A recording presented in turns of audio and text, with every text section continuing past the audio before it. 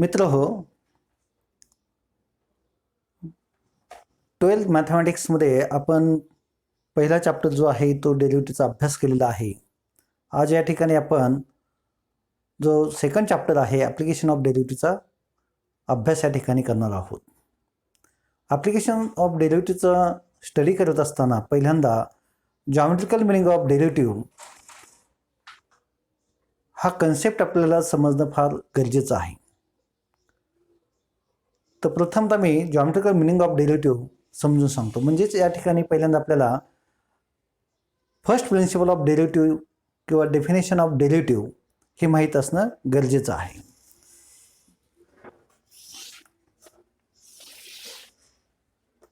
So what is definition of derivative?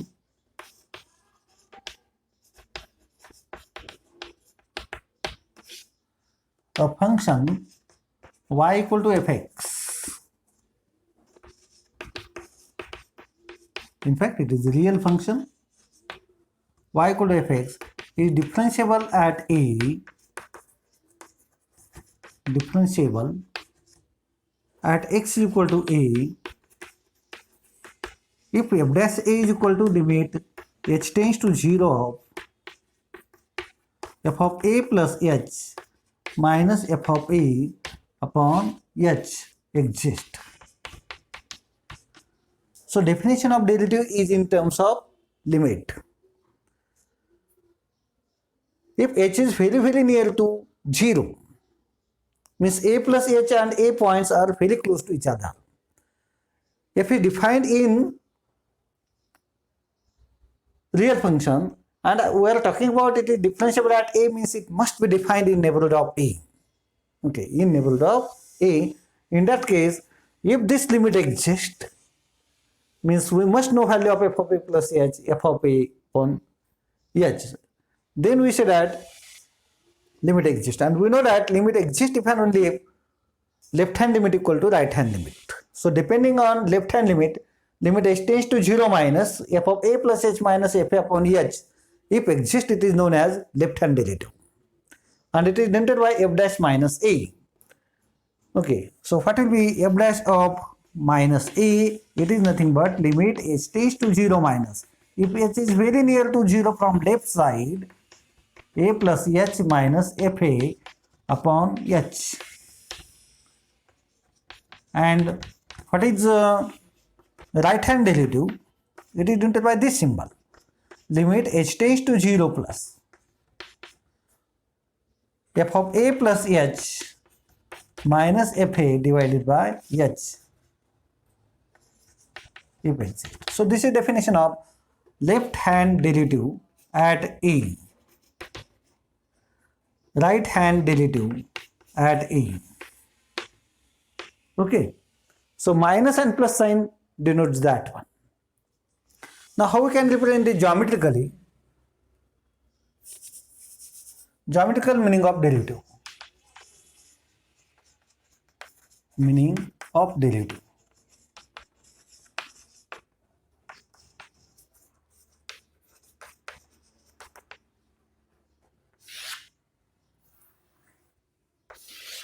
This is y-axis, this is your x-axis. And say we have some function whose graph is like this. And I am taking some point A here. Y equal to fx is function. If I take suppose here some point A plus h. This is your a plus h. This point is then p a f of a, and this is your q y equal to fx, and this point is q a plus h, and its image is f of a plus h. What is f of a plus h minus f of a? Upon h, this h is precisely a plus h minus a. So difference between y coordinate f of a plus h minus fa upon h means a plus h minus a, difference between x coordinate. So it is nothing but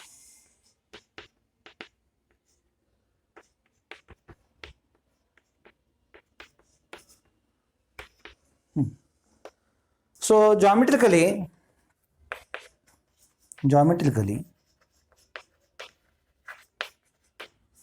f of a plus h minus fa divided by a plus h minus a is equal to h. This is nothing but slope of secant pq. Slope of secant pq. This pq is secant, slope of secant pq of curve y equal to fx. Right. Now if h approaches towards 0, then your a plus h approaches towards a, means this q point approaches towards p along the curve y equal to fx. Okay. If I take q here, then you will get position of secant like this. If q is here, then you will get position like this. So if h approaches towards 0, then q approaches towards p point on that curve.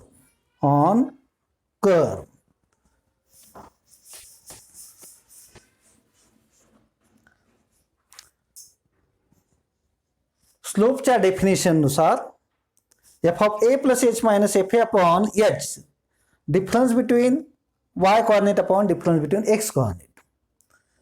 p चे coordinate जे का आहेत a f of a आहे आणि q चे a plus h f of a plus h आहे.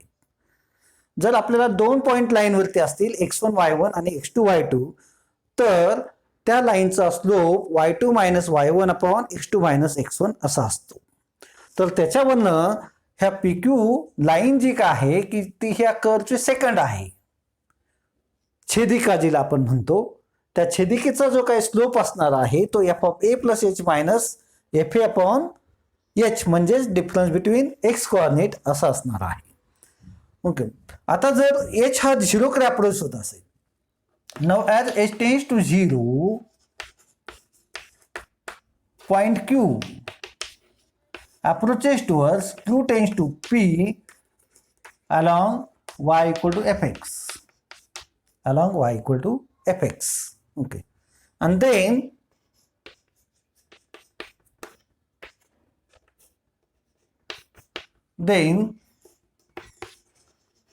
secant pq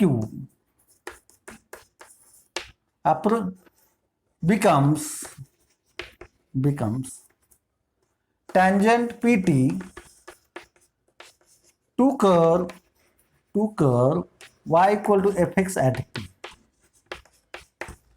म्हणजे जसा हा ये 0 कडे येईल तसा हा q पॉइंट जो आहे ह्या कर्व वरती p कडे अप्रोच होईल आणि सेकंड जी आहे ती हळूहळू डाऊनवरला मूव्ह होऊन ह्या p पॉइंटला ती टँजंट बनणार आहे की आता या ठिकाणी आपण याला t नाव देऊया. मग ही जी काही pt आहे,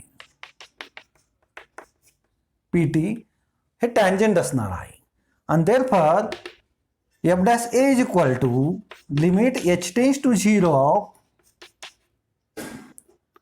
f of a plus h minus f of a upon h. This is nothing but slope of tangent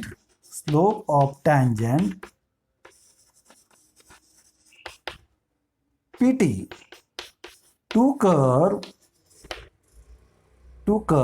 y equal to fx at p a plus h point f of a. तर p या पॉइंटला जो काही tangent exist होणार आहे, जी स्पर्शिका त्या curve साठी मिळणार आहे, त्या स्पर्शिकेचा स्लोप जो काय असतो तो हा f dash a असतो. That is nothing but f dash a. This is the geometrical meaning of derivative. म्हणजेच समजा आता एखादा कर्व जो आहे तो समजा असा आहे आणि समजा या ठिकाणी असा अँगल तयार झालेला असेल एखाद्या कर्वला, तर या पॉइंटला आपण टँजंट काढू शकत नाही. We cannot find single tangent at point form at the corner point form by two straight line segments. म्हणजे ज्या ठिकाणी अँगल फॉर्मेशन त्या कर्व वरती होणार आहे त्या ठिकाणी त्या पॉइंटला आपल्याला टँजंट स्पर्शिका काढता येणार नाही. म्हणजेच ह्या पॉइंटचा एक्स कोऑर्डिनेट जो काय असेल या ठिकाणी काही सी असेल समजा त्या पर्टिक्युलर कर्वसाठी, तर त्यासाठी त्या फंक्शनचं डेरिव्हेटिव्ह एक्झिस्ट होणार नाही, त्या ठिकाणी डेरिव्हेटिव्ह एक्झिस्ट होणार नाही. तर अशा पद्धतीने जॉमेट्रिकल मिनिंगचा उपयोग जो काय आहे, एखादं फंक्शन डिफरन्शिएबल आहे किंवा नाही हे चेक करण्यासाठी आपल्याला होणार आहे. म्हणजेच पहिल्यांदा फंक्शन हे डिफरन्शिएबल आहे की नाही हे ठरवण्यासाठी देखील आपल्याला डेरिव्हेटिव्हचा उपयोग होणार आहे. आता समजा मी आपलं एक सिंपल फंक्शन या ठिकाणी आपण पहिल्यांदा एक्सप्लेन करूया.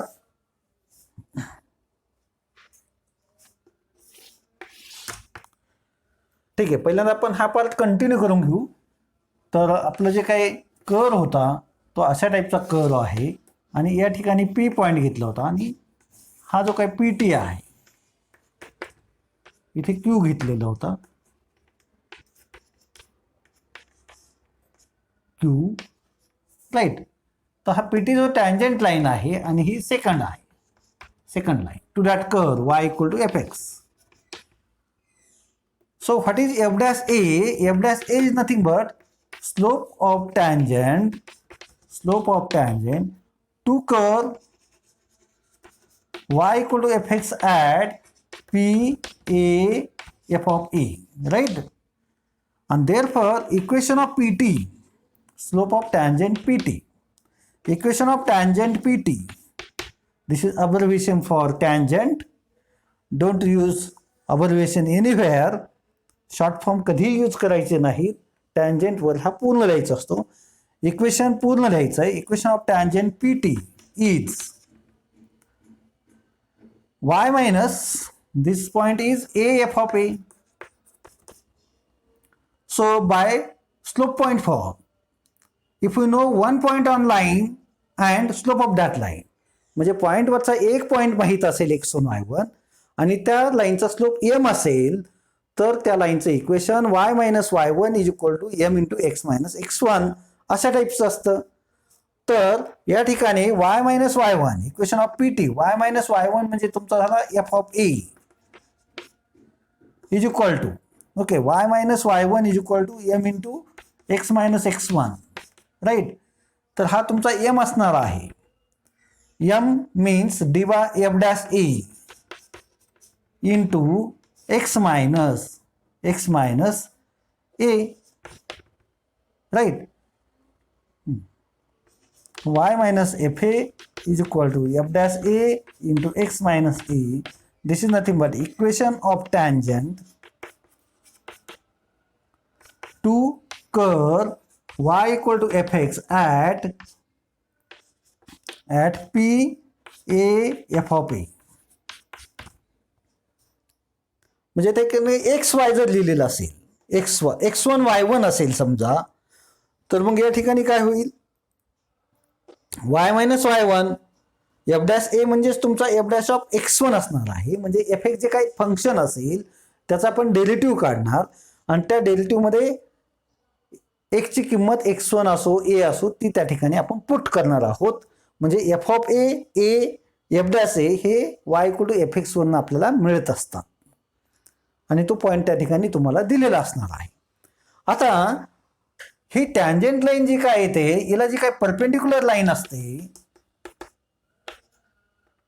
से PM, okay, let PM a line perpendicular to tangent PT, a line PM perpendicular to tangent PT is called as normal to curve at P, to curve y equal to fx at P. म्हणजे त्या कर्वला जी काही line आपण एखादी tangent काढलेली आहे एखाद्या पॉइंटला, त्या टँजंट लाईनला जी परपेंडिक्युलर लाईन त्या पॉइंट मधून जाणारी असेल त्या लाईनला आपण नॉर्मल लाईन असं म्हणणार आहोत. So this is normal. normal to the curve y equal to fx at p. Okay, slope of normal pm is equal to minus 1 upon slope of tangent pt. tangent pt असं असणार आहे. म्हणजे हा जर आपण एम डॅश मानलेला असेल म्हणजेच हा काय होईल मायनस 1 अपॉन एफ डॅश ए. मायनस 1 अपॉन एफ डॅश ए असा स्लोप असणार आहे. Therefore equation of normal PM is y minus y1 म्हणजेच f of a is equal to slope is minus 1 upon f dash a into x minus a. This is equivalent to minus or f dash a into y minus f a is equal to minus x minus a.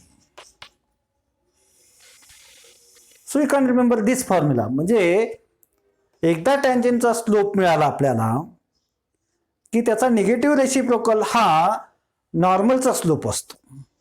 आणि normal आणि tangent line जी का आहे ती त्या एकाच पॉईंटमधनं P मधनं pass होणाऱ्या असतात. फक्त त्या एकमेकींना परपेंडिक्युलर असतात म्हणजे एकमेकींना लंब असतात त्या.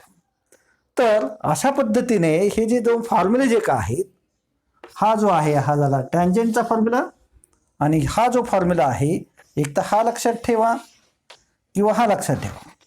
These formulas are for equation of tangent and equation of normal. Equation of tangent and equation of normal. म्हणजे पहिला उपयोग जो काय डेरिव्हेटिव्हचा आहे तो आपल्याला त्या कर्वला एखाद्या पॉइंटला जर टँजेंट आणि नॉर्मल काढायचं असेल तर आपण y इक्वल टू एफ एक्सचं डेरिव्हेटिव्ह घेणार आहोत आणि ज्या पॉइंटला आपल्याला टँजेंट किंवा नॉर्मल काढायचा आहे त्याचा एक्स कॉर्डिनेट त्या डेरिव्हेटिव्हमध्ये पुट करणार. तो तुमचा एफ डॅश ए या ठिकाणी असणार आहे की जो टँजेंटचा स्लोप असतो. त्याचा निगेटिव्ह रेसिप्रोकल हा नॉर्मल लाईनचा स्लोप असणार आहे. आणि मग फक्त equation of line passing through point and slope. Okay, slope point form जो आहे लाईनचा तो यूज करून आपल्याला नॉर्मल आणि टँजेंटचे इक्वेशन हे मिळत असतात. तर हे एक पहिलं चांगलं ॲप्लिकेशन आहे. आणि हे एक्सप्लेन करत असताना की एफ डॅश ए जो डिफाईन होतो त्यासाठी टँजेंट एक्झिस्ट होणं हे गरजेचं असतं हे मी त्या ठिकाणी पहिल्यांदा एक्सप्लेन केलं. म्हणजे geometrical meaning of derivative is important to check whether function is differentiable at some point or not.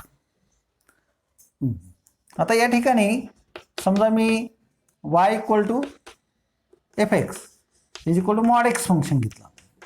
X belongs to R असं घेतलेलं असेल. मग याचा ग्राफ कसा असतो graph of f x equal to mod x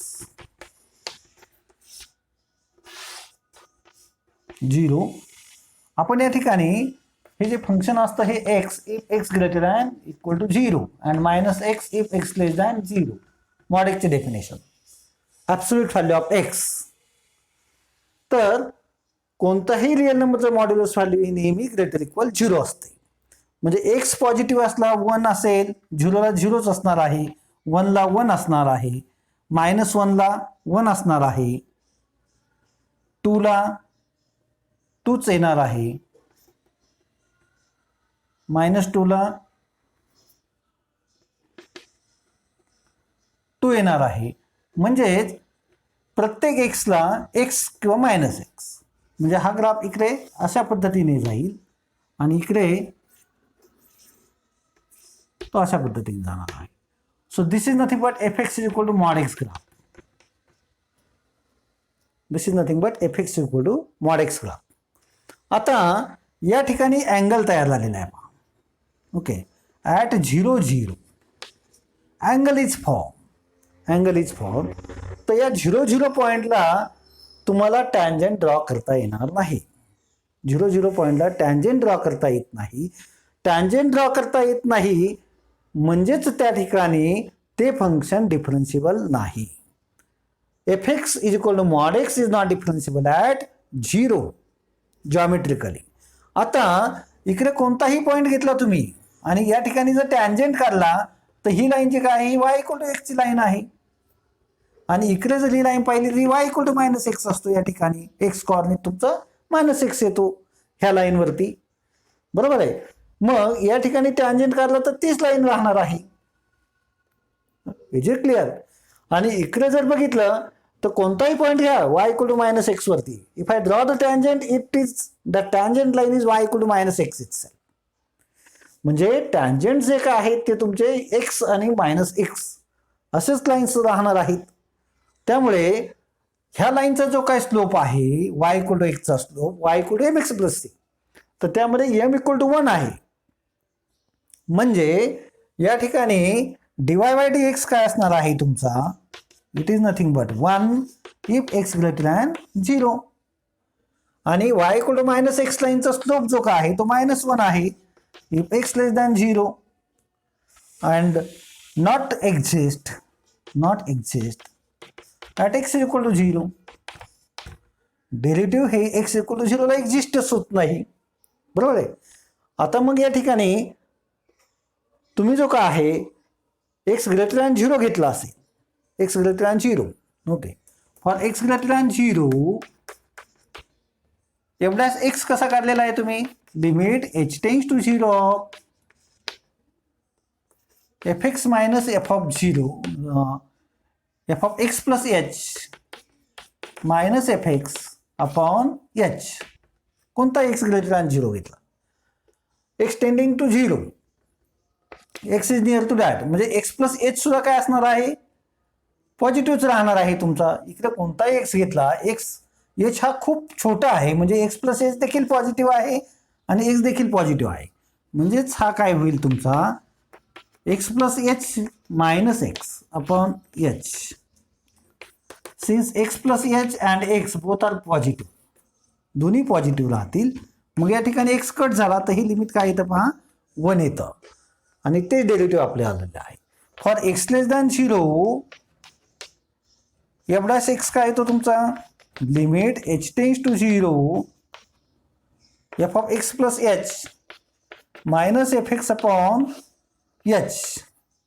आता जेव्हा तुमचा x इकडे असणार आहे x प्लस h किंवा इकडे असेल तर x plus h, if x is h is very very small, त्यावेळेस x आणि x प्लस h हे दोन्ही निगेटिव्ह असणार आहेत, both R negative.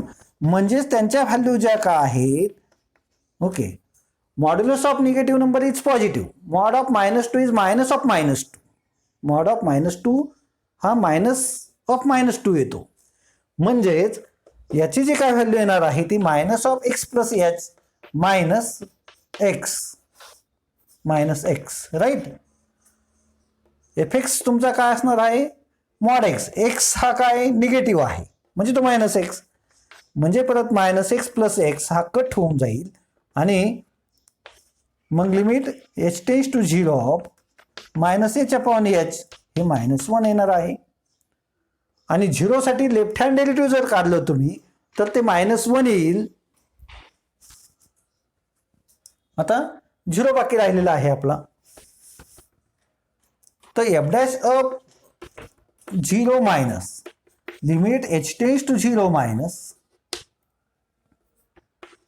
f of h 0 plus h minus f of 0 upon h, limit h tends to 0 minus f of h minus f of 0 हा 0 आहे upon h.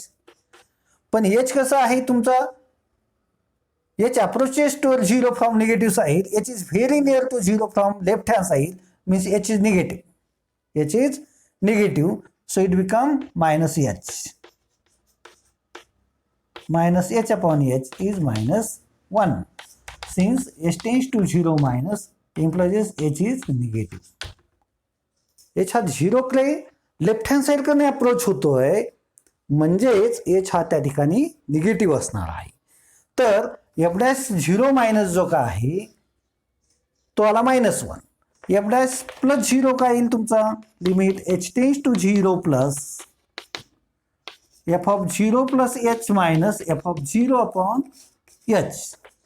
मग हे काय असणार आहे, limit h tends to 0 plus.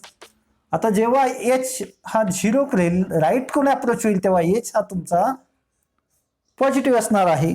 म्हणजेच F of H जो का आहे तो h minus 0 upon h which is 1. F dash minus 0 not equal to f dash plus 0 implies f dash 0 doesn't exist. Left hand derivative and right hand derivative are not equal. Therefore, that function is not differentiable at 0. So,